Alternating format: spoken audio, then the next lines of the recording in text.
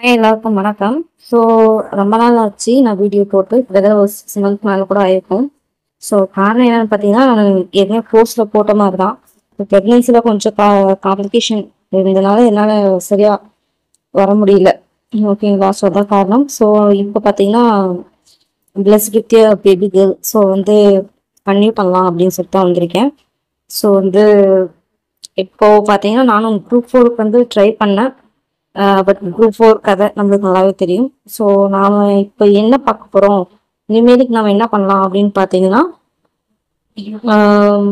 அதாவது பார்த்தீங்கன்னா 2020லேருந்து 25க்குள்ளார பார்த்தீங்கன்னா question papers 10 to 25 question papers நம்ம ஜென்ரல் ஸ்டடீஸ் ஒரு கலெக்ட் பண்ணி தனித்தனியாக இப்போ பாலிட்டிக் தனியாக எக்கனாமிக்ஸ் தனியாக அப்படின்னு சொல்லிட்டு நம்ம பண்ணிட்டு இருக்கோம்.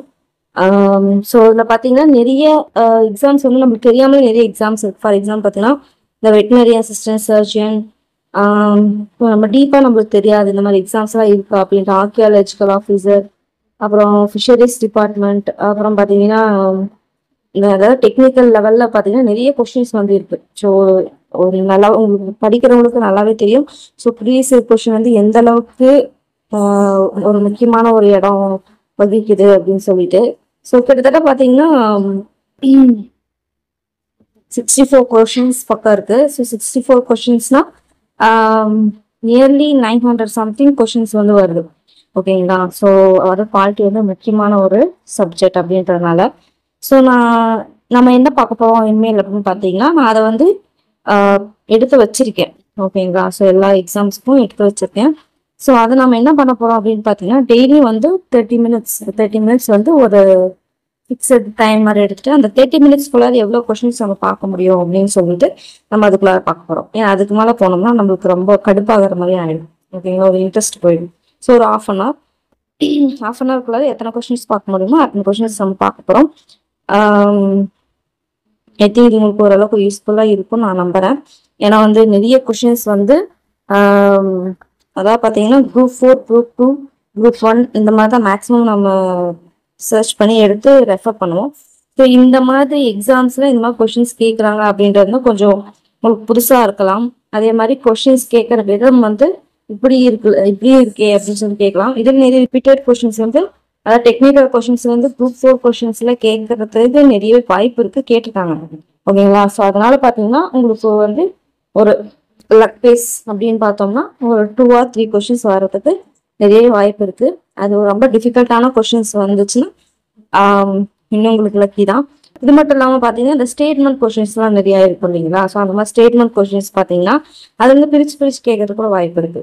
ஓகேங்களா? ஸோ அதாவது பார்த்தீங்கன்னா இப்போ ஒரு எக்ஸாம் எடுத்துக்கலாம்னு வச்சுக்கோங்க. ஸோ அதாவது கரெக்ட் ஸ்டேட்மெண்ட் அபவுட் சிட்டிசன்ஷிப் அப்படின்னு சொல்லி ஒரு 4 ஸ்டேட்மெண்ட் கொடுத்துருக்காங்க. இந்த 4 ஸ்டேட்மெண்ட்லேருந்து ஒரு ஸ்டேட்மெண்ட் மட்டும் எடுத்து கொஸ்டினாக கேட்கறதுக்கு ஒரு வாய்ப்பு இருக்கு. அந்த ஸ்டேட்மெண்ட் அதை இதுன்னு நான் சொல்ல மற்றதும் சொல்றேன்.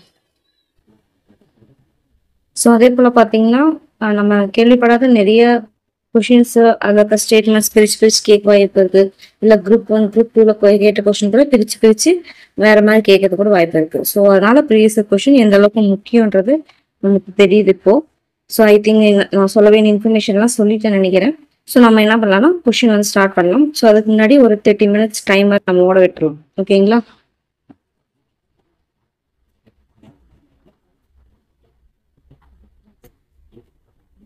Okay, 30 minutes.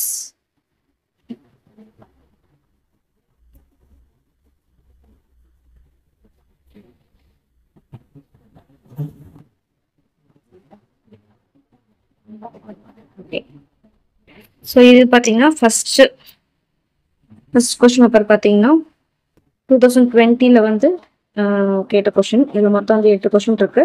எக்ஸாம் நேம் பார்த்தீங்கன்னா வெட்டினரி அசிஸ்டன்ட் சர்ஜன் அப்படின்ற எக்ஸாம் நேம். அது டிகிரி லெவலில் கேட்டது. ஓகேங்களா? ஸோ அது என்னென்ன கொஸ்டின் கேட்டாங்க பார்க்கலாம். ஸோ ஃபர்ஸ்ட் பார்த்தீங்கன்னா election commission has become a 3-member body from the year. இது பார்த்தீங்கன்னா குரூப் 4ல கேட்டிருக்காங்க. ஓகேங்களா? ஸோ 1993 ரொம்ப முக்கியமான ஒரு கொஸ்டின்.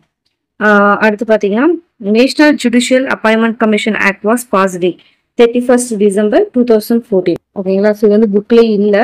அதாவது பார்த்தீங்கன்னா லக்ஷ்மிகாந்த் புக்ல இருக்கு. பட் பார்த்தீங்கன்னா இயர் மட்டும் தான் கொடுத்துருக்காங்க. ஓகேங்களா? பட் இங்க இயர் மட்டும் மென்ஷன் பண்ணாங்க. இயரோட சேர்த்து அதாவது டேட் வந்து கொடுத்து கன்ஃபியூஸ் பண்ணிட்டாங்க.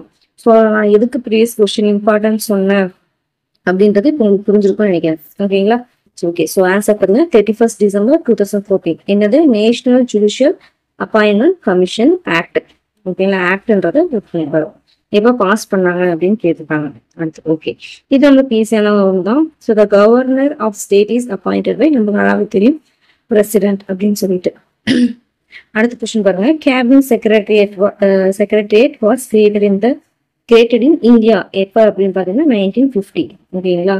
அதாவது இந்தியாவில் கேபினட் செயலகம் எந்த ஆண்டு உருவாக்கப்பட்டது அப்படின்னு பார்த்தீங்கன்னா 1950. ஓகேங்களா? ஸோ இதுவுமே புக்ல வந்து கிடையாது. ஸோ நான் பார்த்துக்கோங்க. அடுத்து பாயிண்டட் டேர்ம் லோக்பால் அப்படின்னு சொல்லிட்டு நம்ம வந்து கொடுத்துருப்பாங்க கடைசியா சிலபஸ்ல. ஸோ அதில் பார்த்தீங்கன்னா அடிக்கடி லோக்பால் வந்து ஒரு கொஸ்டினாச்சும் மேக்ஸிமம் தெரியும். லோக்பால் இல்லை லோக்காயுக்தான்னு கேட்குறாங்க இல்லையா? ஸோ அதில் பார்த்தீங்கன்னா ரொம்ப முக்கியமான ஒரு பாயிண்ட். ஓகேங்களா? So Lakshmi mall Singhvi. So இவங்க தான் பார்த்தீங்கன்னா லோக்பால் அப்படின்ற அந்த கூட்டை வந்து முதல்ல உருவாக்குனது யாருன்னு கேட்டால் லக்ஷ்மி மால் சிங்வி. ஓகேங்களா? சரி, ஓகே. அடுத்து according to which of the following articles free and compulsory education for children up to age of 14 years is provided அப்படின்னு சொல்லி கேட்காங்க.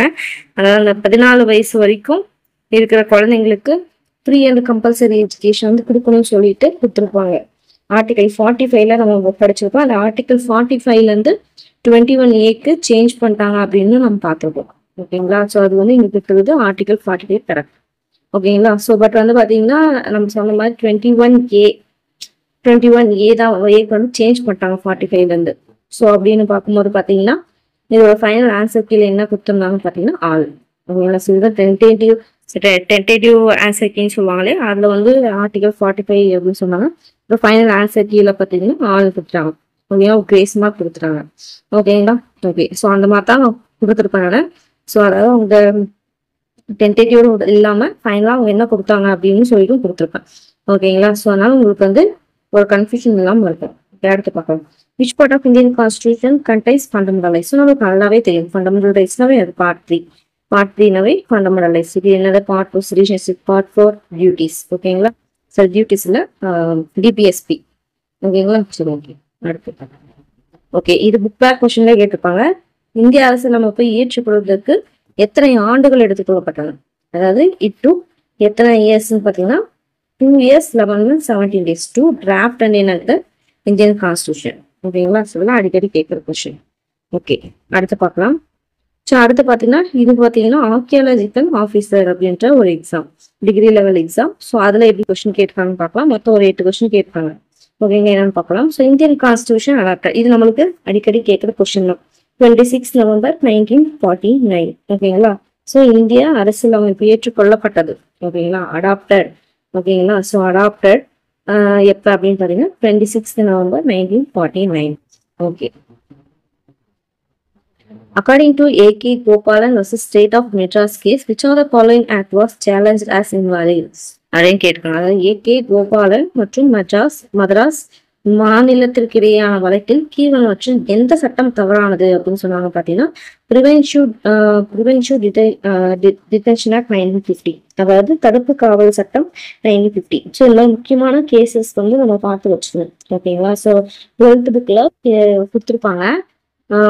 லெசன் சரியா ஞாபகம்ல, பட் 12th கொஸ்டின் வந்து கொடுத்துருப்பாங்க. ஓகேங்களா? இந்த A.K. கோபாலன் இன்னும் நிறைய கேசஸ்லாம் வந்து கொடுத்துருப்பாங்க. ஸோ கரெக்டாக பார்த்து நோட் பண்ணி வச்சுக்கோங்க. ஸோ லிஸ்ட் ஆஃப் இது வந்து நீங்கள் யூடியூப்ல சர்ச் பண்ணிங்கனாலே வரும். அது என்னென்ன லிஸ்ட்டு எதுக்காக போட்டாங்க அந்த மாதிரிலாம் கொடுத்துருப்பாங்க. ஸோ கரெக்டாக பார்த்து நோட் பண்ணிக்குவாங்க. ஸோ அந்த A.K. கோபாலன் இந்த கேஸ் பொறுத்த வரைக்கும் எந்த ஆக்ட் வந்து சேலஞ்ச் பண்ணப்பட்டது அப்படின்னு பார்த்தீங்கன்னா தடுப்பு காவல் சட்டம். ஓகேங்களா? அடுத்து The directive principle of state policy are placed in which part of Indian Constitution? நீயே சொன்ன இல்லைங்களா? டிபிஎஸ்பி அதாவது பார்த்தோம்னா அரசு வழிகாட்டு நெறிமுறை கொள்கைகள் என்ன பார்ட் 14. ஓகேங்களா? இது நமக்கு நல்லாவே தெரியும். ஓகே, அடுத்து how many fundamental freedoms are guaranteed by Article 19 of Indian Constitution? அதாவது இந்திய அரசியலமைப்பு சரத்து 19ல எத்தனை அடிப்படை சுதந்திரங்கள் வந்து உத்தரவாதம் வைக்கிறது அப்படின்னு சொல்லி கேட்டுருக்காங்க. ஐ திங்க் இது வந்து லோயர் புக்லயோ இங்க வந்து 12 சம்திங், ஐ திங்க் லோயர் புக்ல தான் நினைக்கிறேன். இது வந்து கொடுத்துருப்பாங்க 6 இது பாயிண்ட் வச்சு கொடுத்துருப்பாங்க. I think lower book 8 something தான் கொடுத்துருப்பாங்க. 6 கொடுத்துருப்பாங்க. ஓகேங்களா? ஸோ வந்து 10th புக்கில் வந்து பார்த்தீங்கன்னா ஜஸ்ட் ஆர்டிகல் 19ல வந்து என்னென்ன மட்டும் கொடுத்துருப்பாங்க. ஆர்டிகல் 19, 20 அப்படின்னு சொல்லி கொடுத்துருப்பாங்க. ஃபண்டமெண்டல் ரைட்ஸ் என்ன சொல்லிட்டு அதில் ஃபண்டமெண்டல் ஃப்ரீடம் வந்து பார்த்தீங்கன்னா எத்தனை இதுன்னு சொல்லிட்டு கொஸ்டின் வந்து கேட்டிருக்காங்க. ஓகேங்களா? ஸோ 6 இது இன்னும் லோயர் கிளாஸில் இருக்குது. ஸோ இப்போ லோயர் கிளாஸ் நம்ம விடக்கூடாது. ஓகேங்களா? ஸோ ரொம்ப முக்கியமானது, அடிக்கடி கேட்குற கொஸ்டின் இதெல்லாம். அடுத்து, who stated Indian Constitution is first and foremost a social document? யாருன்னு பார்த்தோன்னா கிராண்ட்வில் ஆஸ்டன். ஸோ ஓகேங்களா? இந்த மாதிரி அதாவது கோர்ட்ஸ் பற்றி யார் சொன்னாங்க அப்படின்ற மாதிரி கொஸ்டின் வந்துச்சுனாலே முக்கியமான கொஸ்டின் தான். ஓகேங்களா? அடுத்த கொஸ்டின் பார்க்கலாம். In a situation of political breakdown in the state, the governor should explore all the possibilities of having a majority government set by Sarkaria Commission. ஓகேங்களா? ஸோ நம்ம 12th புக்கில் பார்த்தீங்கன்னா ஒரு பெரிய ஒரு பாக்ஸ் கடைசியில் வந்து கொடுத்துருப்பாங்க. சர்க்காரியா கமிஷன் அப்படின்னு சொல்லிட்டு கொடுத்துருப்பாங்க. அதில் பார்த்தீங்கன்னா தெரியும். ஸோ அது பார்த்தீங்கன்னா சர்க்காரியா கமிஷன். அது மாநிலத்தில் அரசியல் வீழ்ச்சி ஏற்படும் போது மாநில ஆளுநர் பெரும்பான்மை அரசுக்கான அனைத்து சாத்தியக்கூறுகளையும் ஆராய வேண்டும் அப்படின்னு சொன்னாரு. ஏன் காரணம் என்னன்னு பார்த்தீங்கன்னா, ஆளுநர் இப்போ வந்து ஆளுநர் வந்து ஒரு ஒரு கட்சியாகவும், ஃபார் எக்ஸாம்பிள் பிஜேபியாகவும் இருப்பாங்க. இப்போ நம்ம இதை வந்து ஆள்றாங்க இல்லையா, அவங்க வந்து பார்த்தீங்கன்னா அவங்களுக்கு கூட்டணி இல்லாதவங்களோ இல்லை அவங்களுக்கு ஆப்போசிட்டா இருக்கிறவங்களோ இருந்து அந்த அதுல வந்து ஏதாவது ஒரு காம்ப்ளிகேஷன் வந்துச்சுன்னா ஓகேங்களா, ஸோ அது வந்து மேபி அவங்க வந்து அரசியல் நோக்கத்தோட கூட என்ன பண்ணலாம்னா அவங்க ஆப்போசிட்டா அவங்க வந்து இது பண்ணிக்கலாம். ஓகேங்களா? ஸோ அதனால அதை ஆராய்ச்சி செஞ்சு தான் என்ன பண்ணும் அப்படின்னு சொல்லிட்டு சொல்லியிருக்காங்க. என்ன பண்ணும் அப்படின்ற மாதிரி சொல்லியிருக்காங்க. அந்த அரசியல் வீழ்ச்சி ஏற்படும் போது தீர விசாரிக்கணும் ஆளுநர் அப்படின்னு சொல்லியிருக்காங்க. ஓகே, அடுத்த question. Reservation of seats in Panchayati Raj for SC/STs according to which of the following article? 243D. இதுக்கு 12th வந்து கொடுத்துருப்பாங்க, லைனாக கொடுத்துருப்பாங்க. அதாவது பார்த்தீங்கன்னா ஒரு 10-15 ஆர்டிக்கலும் ஒரு பாக்ஸ்லேயே கொடுத்துருப்பாங்க. I think so.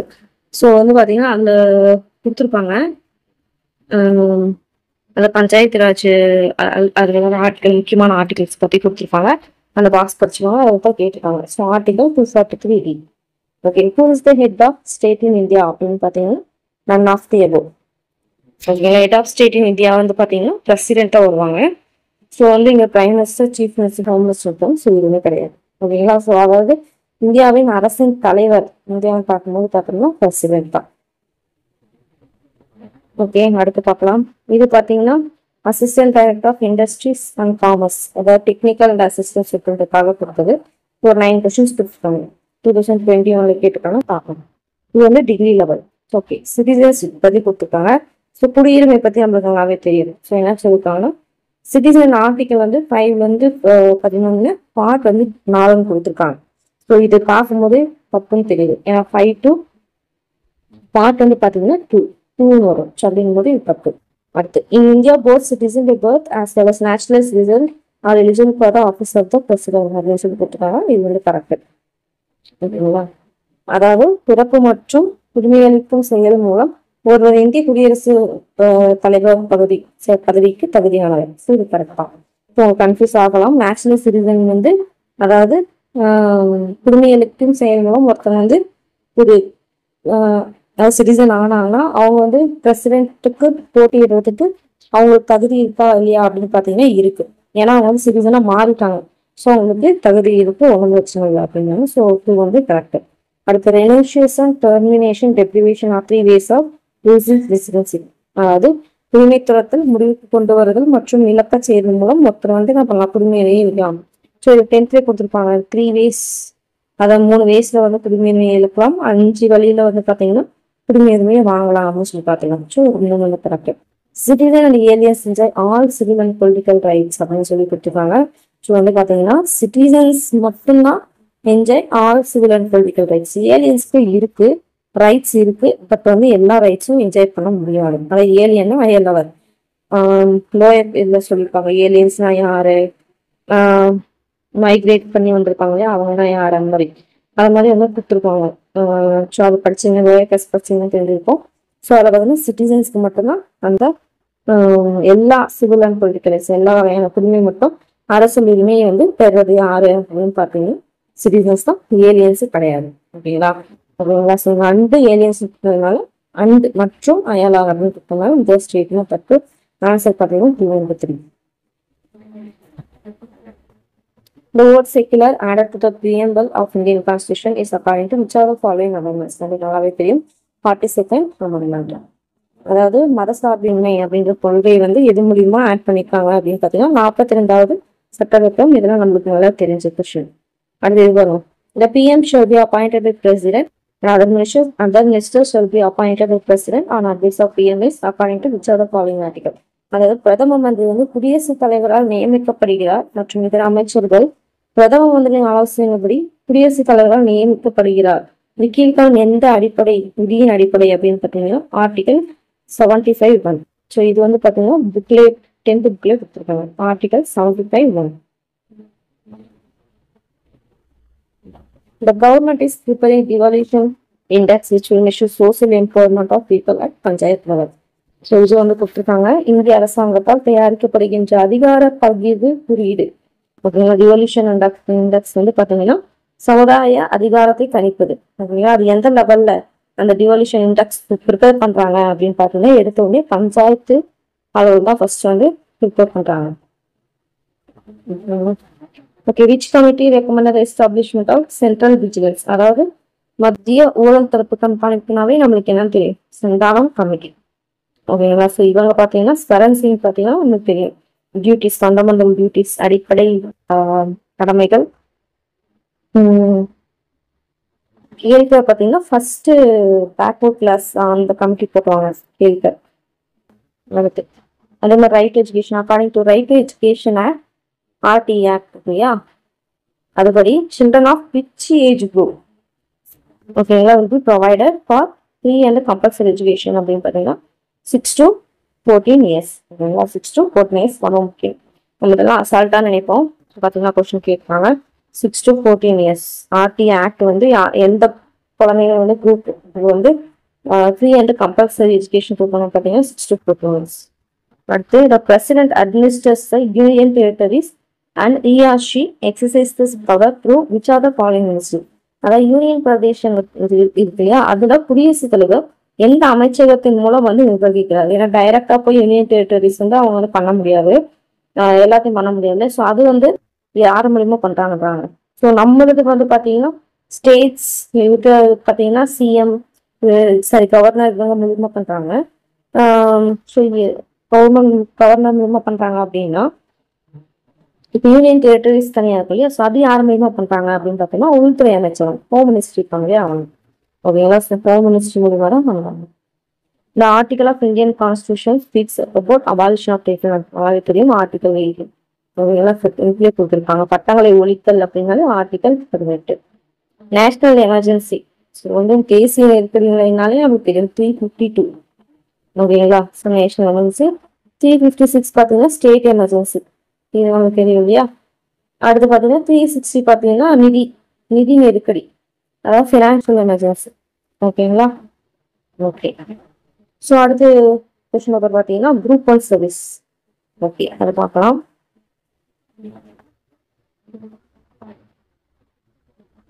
அதில் வந்து நம்மளுக்கு தெரியும் குரூப் 1னாலே கொஸ்டின்ஸ் நிறையா இருக்கும், 22 கொஸ்டின்ஸ். ஓகேங்களா. சரி, ஓகே. ஃபர்ஸ்ட் கொஸ்டின் பார்க்கலாம்.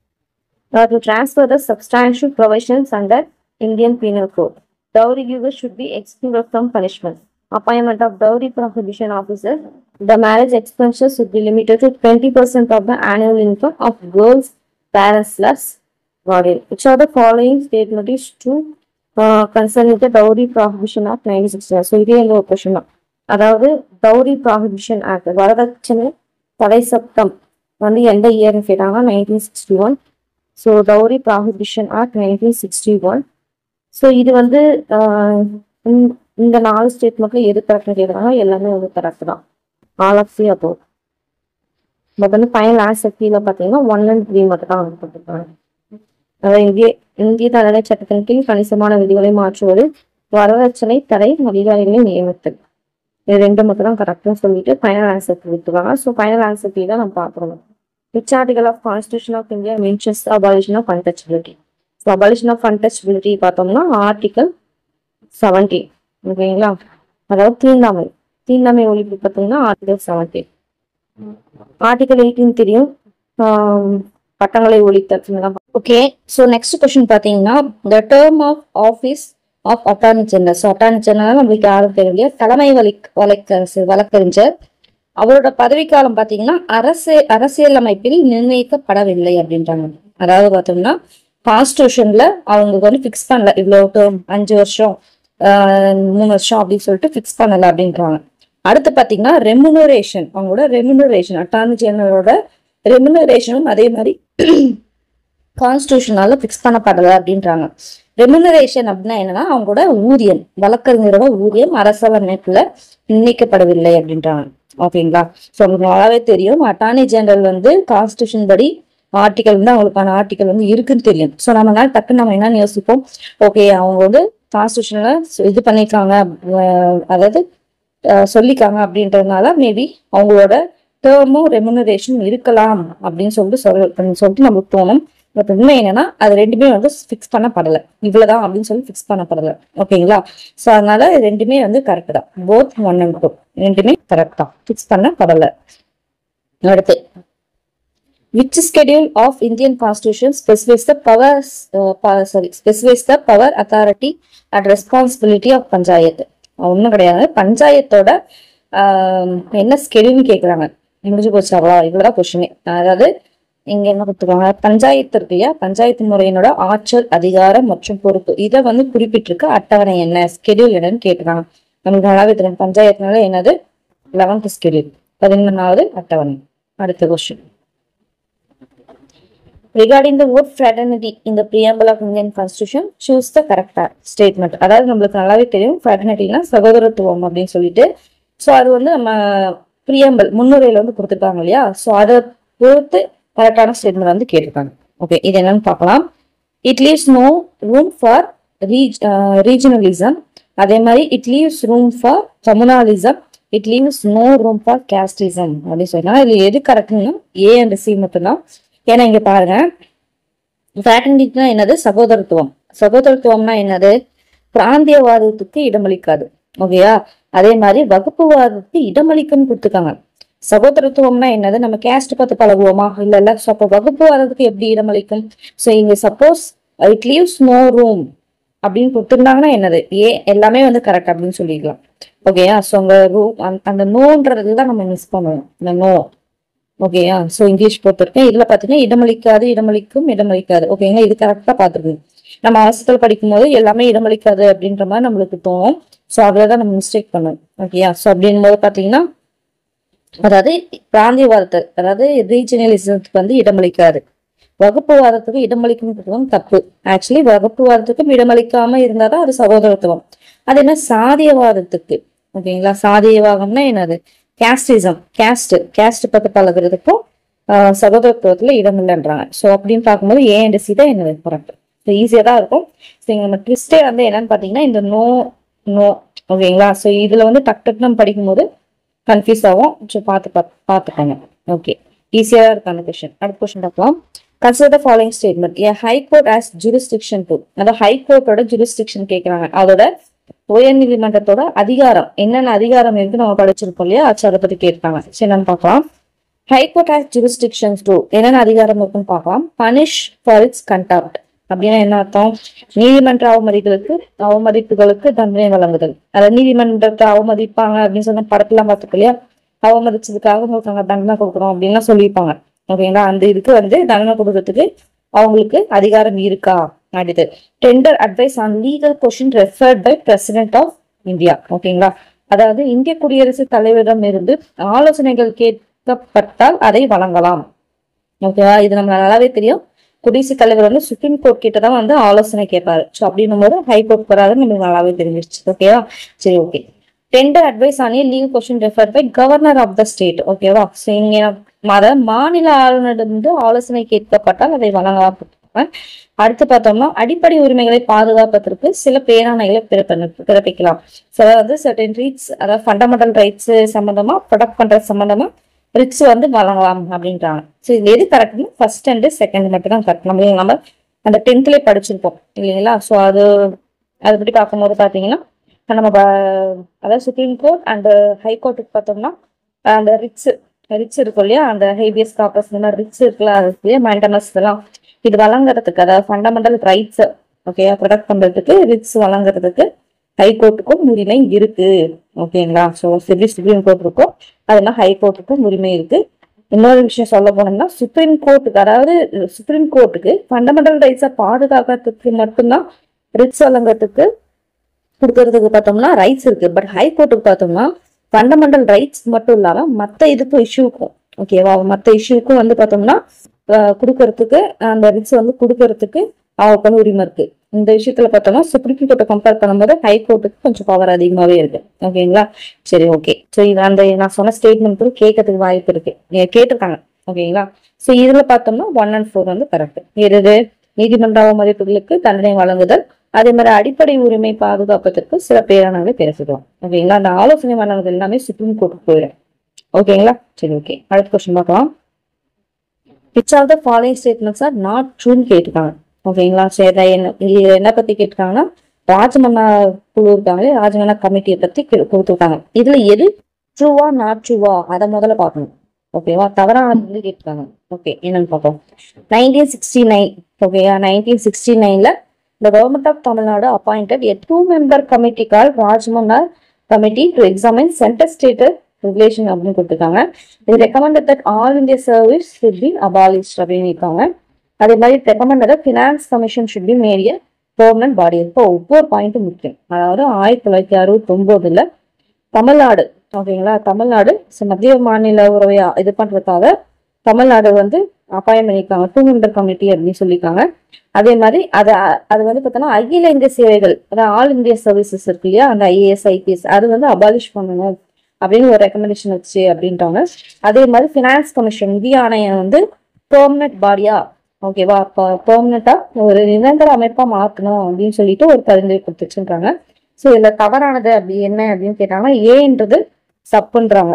ஓகேங்களா? So A is not true அப்படின்றது தான் வந்து பார்த்தீங்கன்னா இதுல தப்பானது. ஓகேங்களா? மீதி ரெண்டும் வந்து கரெக்ட். இது வந்து தனியாக கூட கேட்கறதுக்கு வாய்ப்பு இருக்கு. அதாவது பார்த்தீங்கன்னா எப்படின்னா which committee recommended all India services should be abolished, அதாவது எந்த குழு பார்த்தீங்கன்னா அகில இந்திய சேவைகளை ஒழிக்க வேண்டும் என்று பரிந்துரைன்னு சொல்லி கேட்கலாம். அதே மாதிரி இந்த இது ஸ்டேட்மெண்ட் வச்சும் கேட்கலாம். ஓகேங்களா? அதனால கரெக்டாக பார்த்துக்கோங்க. அடுத்து which of the following institution has a final power of deciding on composition of upper house of state legislature. அது நமக்கு நல்லாவே தெரியும். மாநில சட்டமன்ற மேலவை உறுப்பினரோட எண்ணிக்கை நிர்ணயிக்கக்கூடிய நிறுவனம் எதுன்னு கேட்கிறாங்க. அப்பர் ஹவுஸ் இருக்கு இல்லையா, ஸ்டேட் லெஜிஸ்லேச்சரோட அப்பர் ஹவுஸ், அது MLC இருக்கு இல்லையா. ஸோ அதுல வந்து இத்தனை பேர் இருக்கணும் அப்படின்னு டிசைட் பண்றதுக்கு யாருக்கு பவர் இருக்குன்னு கேட்கறாங்க, பாராளுமன்றம். Okay, parliament. ஓகே, அடுத்து ஓகே ஸ்டேட்மெண்ட் கொடுத்துருக்காங்க பார்க்கலாம். Governor is appointed by president, நம்மளாவே தெரியும் கரெக்ட். ஆளுநர் வந்து குடியரசுத் தலைவர் தான் நியமிக்கிறார். ஓகே, இது nominee of central government. Okay, அதுவும் கரெக்ட் தான். அதாவது சென்ட்ரல் கவர்மெண்ட்டுக்கு ஒரு நியமனம், அதாவது அவருக்கு வந்து ஒரு அவங்களால நியமிக்கப்பட்ட ஒரு நபர். ஓகேங்களா? ஒரு நாமினி அவங்கதான். ஏன்னா வந்து அப்பாயின்மெண்ட் தான் பிரசிடென்ட் தானே, அப்போ அவங்க வந்து சென்ட்ரல் கவர்மெண்ட் தான் நாமினி தானே கவர்னர். அடுத்து the draft constitution provided for the indirect election of governor அப்படின்னு சொல்லி கொடுத்துருக்காங்க.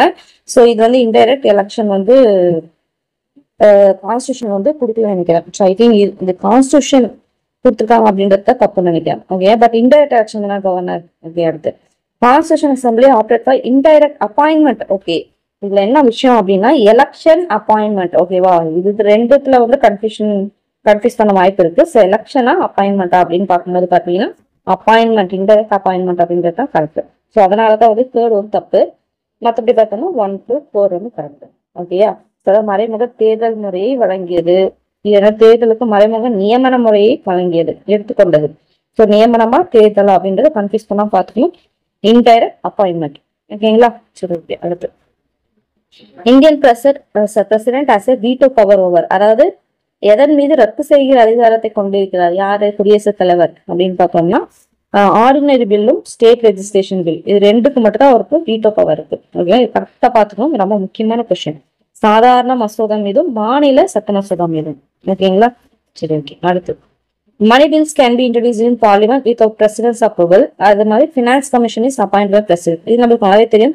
மணி பில் பார்த்தோம்னா பிரசிடென்டோட அப்ரூவலோட மட்டும்தான் என்ன பண்ண முடியும், பார்லிமெண்ட்ல தாக்கல் செய்ய முடியும். ஓகே. அதே மாதிரி ஃபினான்ஸ் கமிஷன் வந்து பிரசிடென்ட் தான் அப்பாயின்ட் பண்றது. ஸோ எது கரெக்ட் பார்க்கும்போது 2 மட்டும் தான். நல்லாவே தெரியும். மணி பில் வந்து பார்த்தோம்னா பிரசிடென்டோட அப்ரூவல் மட்டும்தான் நாடாளுமன்றத்தில் தாக்கல் செய்ய முடியும். அதனால ஞாபகம் வச்சுக்கணும். ஓகே. அடுத்து the council of ministers of parliament hold office during pleasure of prime minister தான். ஓகேங்களா. ஸோ பார்லிமெண்டோட கவுன்சில், அதாவது நாடாளுமன்ற அமைச்சரவை நீடிப்பது வந்து பார்த்தோம்னா பிரைம் மினிஸ்டர் தான். ஓகேங்களா. அப்படின்னு சொல்லிட்டு கொடுத்துருந்தாங்க. பட் ஆக்சுவலி உண்மையான ஃபைனல் ஆன்சருக்கு என்ன கொடுத்துருந்தாங்க பார்த்தோம்னா பிரசிடென்ட் அப்படின்னு சொல்லி கொடுத்துருந்தாங்க. ஸோ ஆன்சர் பார்த்தீங்கன்னா பிரசிடென்ட். ஓகேங்களா. ஸோ பிரைம் மினிஸ்டர் கிடையாது, பிரசிடென்ட் தான். ஓகே. அடுத்து பார்க்கலாம். Which are the following article broadly govern the relationship between prime minister and president? ஒன்றும் கிடையாது. பிரைம் மினிஸ்டர் அதாவது ஜனாதிபதிக்கும் பிரதம மந்திரியின் உறவு வந்து சொல்ற இது ஆர்டிகல் என்னன்னு கேட்டிருக்காங்க. 74, 75, 78. ஓகேங்களா. ஸோ வந்து 8 வரதுக்கு வாய்ப்பு இல்லை. ஸோ அதுலேயே நமக்கு தெரியும். அதே மாதிரி 51 வரதுக்கு வாய்ப்பு இல்லை. ஓகே. அப்படிங்கும் போதே வந்து இது ரெண்டையும் எடுத்துடலாம். ஸோ இது ரெண்டுத்துல தான் கன்ஃபியூஷன் வரும். ஸோ அது கரெக்டா என்னன்னு பார்த்துக்கணும். ஓகே. அடுத்து டைரக்டிவ் பிரின்சிபல் ஆஃப் ஸ்டேட் பாலிசியை வந்து life giving provision of constitutions வந்து யாருன்னு பார்த்தோம்னா எல்எம் சிங்வி. அதாவது அரசியலமைப்பிற்கு உயிரளிக்கும் விதிகள் அப்படின்னு சொன்னது யாருன்னு பார்த்தோம்னா எல்எம் சிங்வி. ஓகே. ஸோ அடுத்து பார்த்தோம்னா ஃபண்டமெண்டல் டியூட்டிஸ் பத்தி கொடுத்துருக்காங்க. என்ன பார்க்கலாம். Parliament cannot enforce it by legislation. It is applicable only to Indian citizens. அதே மாதிரி all fundamental duties are either moral R civil duties. Paying taxes fundamental duty. இதுல எது கரெக்ட்னு கேட்கறாங்க. ஸோ தமிழ்லையும் பார்த்துக்கலாம். நாடாளுமன்றம் சட்டத்தின் மூலம் இதை அமல்படுத்த முடியாதுன்னு இருக்காங்க. இது இந்திய குடிமக்களுக்கே பொருந்தும். அனைத்து அடிப்படை கடமைகளுமே ஒழுக்க நெறிகளையோ அல்லது குடிமை கடமைகளையோ அடிப்படையாக கொண்டவை. அரசுக்கு வரிகளை செலுத்துவது ஒரு அடிப்படை கடமைன்னு சொல்லிட்டாங்க. ஸோ இது நம்ம பார்க்கும்போது தெரியும். அதாவது இந்த டாக்ஸ் பே பண்றது அடிப்படை கடமையில ஒண்ணு இல்லைன்னு நம்மளுக்கு நல்லாவே தெரியும். அப்படிங்கும்போது 4 வராது. 4 வராதுனாவே டி வராது, பி வராது. அடுத்து பார்த்தோம்னா இது வந்து இந்திய குடிமக்களுக்கு பொருந்தும் அப்படின்னு சொல்லியிருக்காங்களா. ஸோ அப்ப 2 கண்டிப்பா வரும். So okay. டி வராது. ஓகே. 2 இது 3 இருக்கு. சரி. ஓகே. அடுத்து பாருங்க. அனைத்து அடிப்படை கடமைகளும் ஒழுக்க நெறிகளையும் குடிமை கடமைகளையும் அடிப்படையாக கொண்டவைன்றது கரெக்ட். ஓகேயா. அதாவது ஒரு ஒழுக்கமா இருக்கணும். அதே மாதிரி ஒரு குடிமை ஒரு சிட்டிசனா இருந்துட்டு என்ன அவங்களுக்கு இருக்கோ அதை ஃபாலோ பண்ணணும் அப்படின்றத சொல்லி அப்படின்னும் போது 3 வந்து கரெக்ட். ஸோ அப்ப 3 வந்து எல்லாத்துக்குமே இருக்கு. அடுத்து பார்த்தோம்னா இது வந்து இந்திய குடிமக்களுக்கே பொருந்தும் பார்த்துட்டோம். அதே மாதிரி நாடாளுமன்ற சட்டத்தின் மூலம் இதை அமல்படுத்த முடியாதுன்னு சொல்லியிருக்காங்க. பட் ஆக்சுவலி அமல்படுத்த முடியும். ஓகேங்களா. ஸோ வந்து அப்படின்னும் போது பார்த்தோம்னா 1 தப்பு, 4 தப்பு, 2, 3 மட்டும்தான். ஓகேங்களா. சரி. ஓகே. இது ஏன் குடிமக்களுக்கு இந்திய குடிமக்கள் மட்டும் தான் போடணும் அப்படின்னா ஃபாரின்ல இருந்து வந்தவங்ககிட்ட போய் நீ போய் இந்த டியூட்டி, அதாவது இந்த டியூட்டி வந்து நீ செஞ்சே ஆகணும் அப்படின்ற மாதிரி அவங்களுக்கு சொல்ல முடியுமா? ஏன்னா அவங்க செய்யணும்னு அவசியமே கிடையாது. ஏன்னா அவங்களுக்குன்னு ஒரு கடமை இருக்கும். அவங்க நாட்டுல அவங்க செஞ்சுப்பாங்க. நாம அவங்க கிட்ட போய் சொல்ல முடியாது. ஸோ இது வந்து இந்தியன் இதுக்கு மட்டும் தான் என்னது பொருந்தும் அப்படின்றாங்க. Okay. Which are the following fundamental rights are converted as legal right? அதாவது வந்து பார்த்தோம்னா எந்த அடிப்படை உரிமை சட்ட உரிமையாக மாற்றப்பட்டது அப்படின்னு கேட்டிருக்காங்க. Right to property. இது நம்மளுக்கு நல்லாவே தெரியும். ஓகேயா. ரைட் டு ப்ராப்பர்ட்டியை மாத்தி லீகல் ரைட்டா மாத்திட்டாங்க அப்படின்னு சொல்லிட்டு நம்மளுக்கு நல்லாவே தெரியும். ஓகே.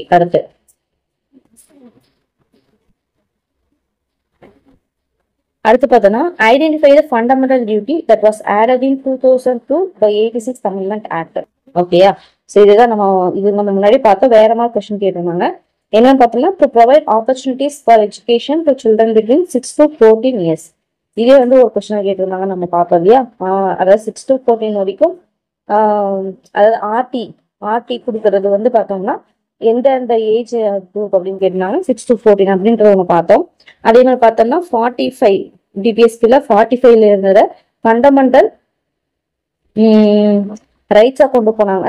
அதே மாதிரி பார்த்தோம்னா இது பார்த்தோம்னா ஃபண்டமெண்டல் டியூட்டியா. ஓகேவா. அதாவது பார்த்தோம்னா ஃபண்டமெண்டல் டியூட்டியா பேரண்ட்ஸ்க்கு கார்டியன்ஸ் வந்து கொடுத்தது வந்து பார்த்தோம்னா 51 கேல வரும் ஆர்டிகல். கடைசியா அந்த வாஜ்பாய் டைம்ல வந்து ஆட் பண்ணிருப்பாங்க 2002ல 86 அமெண்ட்மெண்ட் படி. ஓகேங்களா.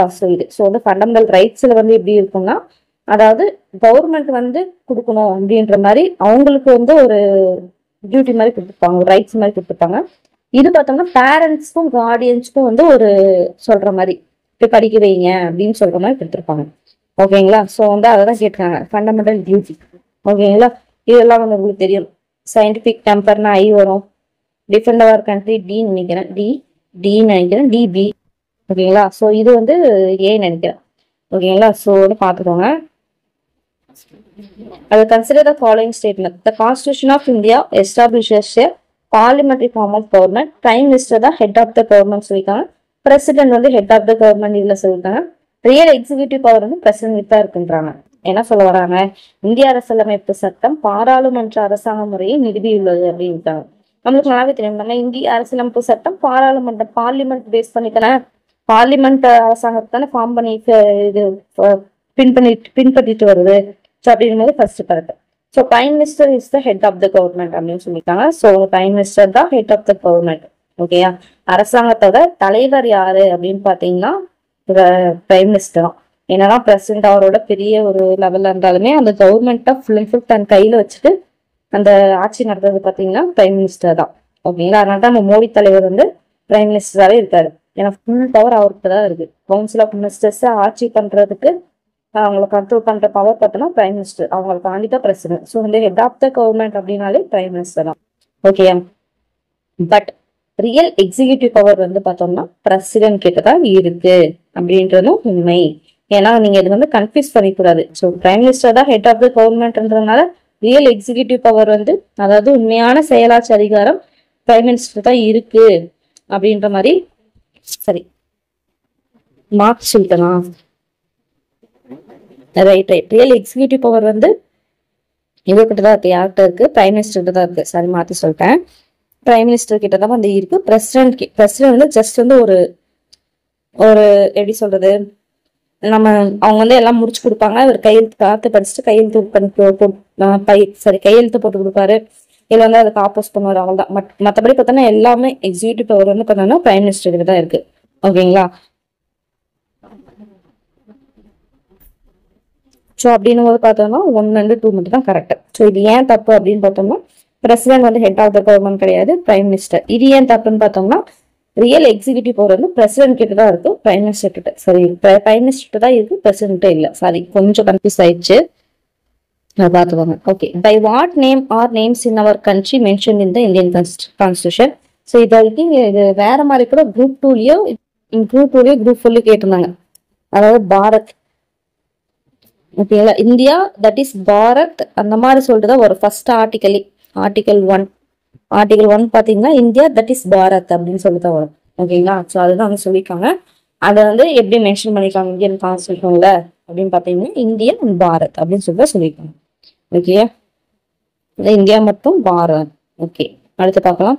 Match the following. 39B 48A 39D 39A. இது நமக்கு நல்லாவே தெரியும் இல்லையா?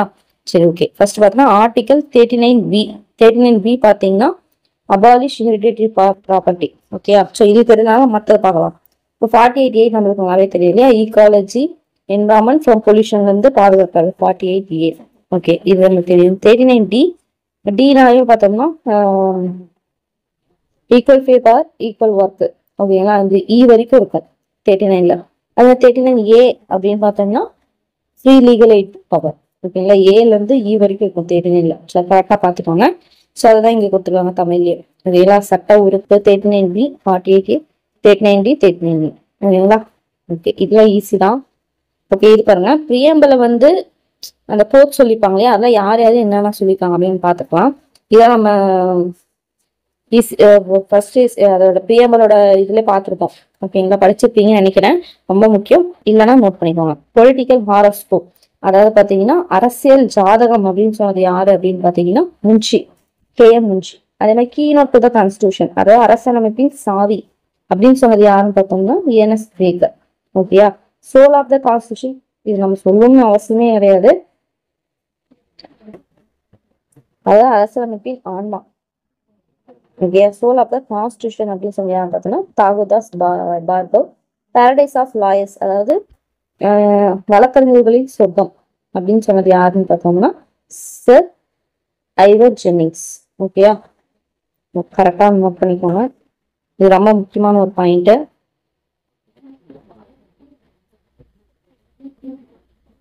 ஓகே, இது பாருங்க. கன்சிடர் த ஃபாலோயிங் அசஸ் and reason. Bringing down the influence of rich and powerful people in making governmental decision making is a challenge in concept of expansion of democracy. என்ன சொல்றாங்கன்னா அரசாங்க முடிவெடுத்தல்ல பணக்காரர்கள் மற்றும் அதிகாரம் படைத்த மக்களின் செல்வாக்கை குறைப்பது என்பது ஜனநாயக விரிவாக்கம் என்னும் கருத்தின் சவால் அப்படின்னு சொல்றாங்க. ரீசன் என்னன்னு கேக்குறாங்கன்னா people's participation and control is meaningful only when influence of the rich is bottom. It's result in deepening of democracy அப்படின்றாங்க. அதாவது மக்கள் பங்கெடுப்பு மற்றும் அவர்களின் கட்டுப்பாடு என்னும் பணக்காரர்களின் செல்வாக்கு குறைக்கப்படும் போது மட்டுமே பொருளுடையதாக மாறும். அதுவே ஜனநாயகத்தின் ஆழப்படுத்தும் நடவடிக்கை ஆகும். ஓகேயா, நீங்க என்ன சொல்லிருக்காங்க பாருங்க. மக்கள் செல்வாக்கு இதே வந்து ஒரு கீ பாயிண்ட் எடுத்தோம். மக்களின் செல்வாக்கை குறைப்பது எப்படி ஜனநாயக விரிவாக்கமாகும்? ஓகேயா, அதே மாதிரி இங்க வருங்க. ஜனநாயகத்தை பணக்காரோட செல்வாக்கு குறைக்கணும், மக்களோட பங்கெடுப்பு அவங்களோட கட்டுப்பாடு அப்படின்றது என்ன சொல்லியிருக்காங்க, பணக்காரர்களோட செல்வாக்கு குறைக்கப்படும் போதுதான் அந்த பொருளுடையதாக மாறும் அப்படின்னு சொல்லியிருக்காங்க. இது படிக்கும் போதே நம்மளுக்கு தெரியும். அதாவது நம்மள இது புக்ஸ்ல எங்கேயுமே நம்ம படிச்சது இல்ல, பட் இது படிக்கும் போதே தெரியும் ஏ வந்து தப்பு, ஆனா ஆர் வந்து கரெக்ட் அப்படின்றது நமக்கு நல்லாவே தெரியும்.